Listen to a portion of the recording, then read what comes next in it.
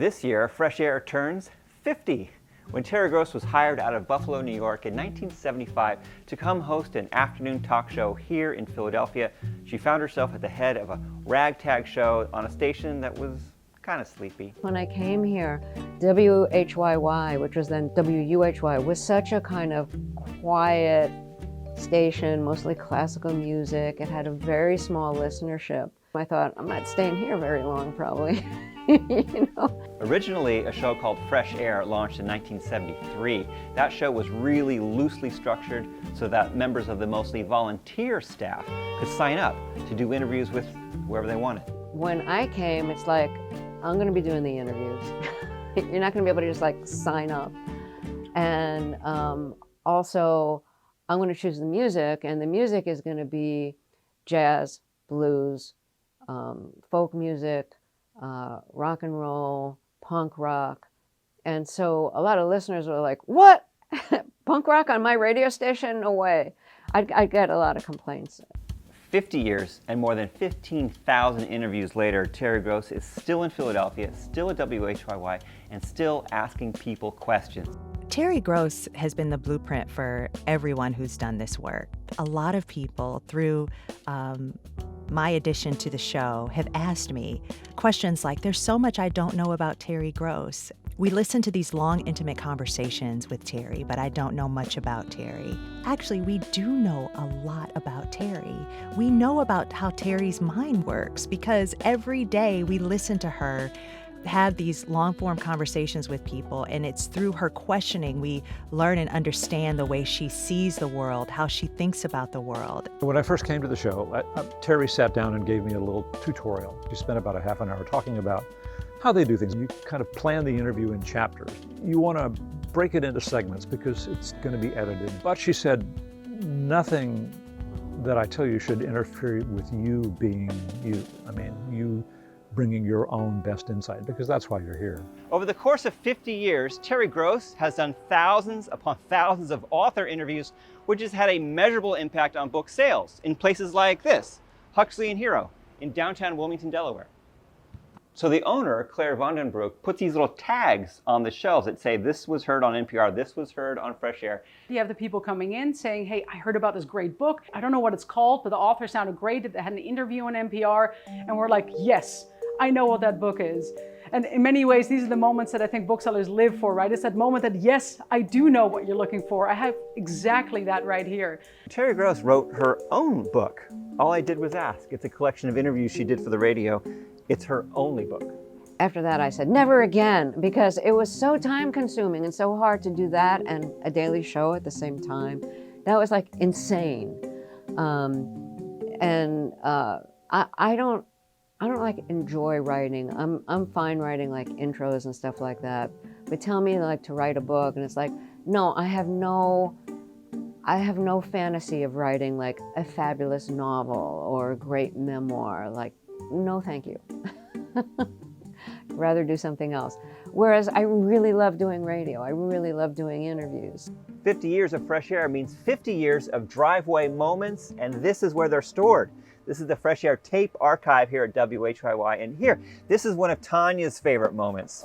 She remembers when she used to be a TV reporter at a station in Seattle, she would take her lunch in the news van with a cameraman and listen to Fresh Air on the radio. There was this one particular interview that she did with Al Green that really stopped us in our tracks. I mean, I think I remember looking over and we both even had stopped eating. My guest is soul and gospel singer Al Green. He has a new autobiography called Take Me to the River. So in this interview, Terry asked Al Green about the churches he went to when he was growing up in Arkansas, but instead, he launches into his whole philosophy of preaching using the analogy of caring for a sick dog. He wants the can of meat. See, he don't know he needs the medicine. He know he wants the meat. So what you do is take the medicine, push it down in the meat, and give the dog what he wants. So while he eats what he wants, he gets what he needs. And I'm not sure I'm doing it right. I'm not sure. I know I'm not perfect. I have so many flaws and so many thorns in my flesh, so many ups and downs, Terry. I'm a real person. I'm a human being. They write this stuff in the book, and I understand that, and it make you seem greater than life. But I'm not. I'm a sharecropper's son. Well, tell me about the churches you went to when your Back father to the was question. sharecropping. Yeah, back to the question.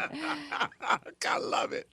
She allowed Al Green to come to so many insights on his own, and she was deeply listening in a way that allowed for her to step in to weave in that connective tissue. I learned so much in that interview, not only about Al Green because I'm a huge fan, but also about the art of the interview. One of the people Terry had on a lot was Maurice Sendak, the children's book author and writer. This one's from 1993. The final one was in 2011. It's one of Dave Davies' favorite moments. Terry had him on at the time because he had a new book called This Pig Wants to Party, and then he died less than a year later. Listen, I have to tell you something. Go ahead. You are the only person I have ever dealt with in terms of being interviewed or talking to who brings this out in me. There is something very unique and special in you, which I so trust. Terry's interview with Maurice Sendak was particularly remarkable. She'd talked to him several times, and his health was failing at the end. And he got quite emotional talking about what his relationship with her had meant. Well, I'm really glad we got the chance to speak, because when I heard you had a book coming out, I thought, what a good excuse Well, to who call up knows? Maurice Sendak and have a chat. Yes, that's what we always do, isn't it? Yeah, It's it what is. we've always done. It is. Thank God we're still around to do it. Yes. And almost certainly I'll go before you go. So I won't have to miss you. Oh, God, what a... And I don't know whether I'll do another book or not. I might. It doesn't matter. I'm a happy old man. But I will cry my way all the way to the grave. Well, I'm so glad you have a new book. I'm really glad we had a chance to talk. I am too. And I wish you all good things. I wish you all good things. Live your life, live your life, live your life. I think the need for a show where we can hear a one-on-one conversation that is deep and introspective, allows our guests to be introspective, is still needed. It's very much needed. Like we need conversation and new ideas in the same way that we need water and sleep and food. It is a human condition. It's a human need for us to have that connection.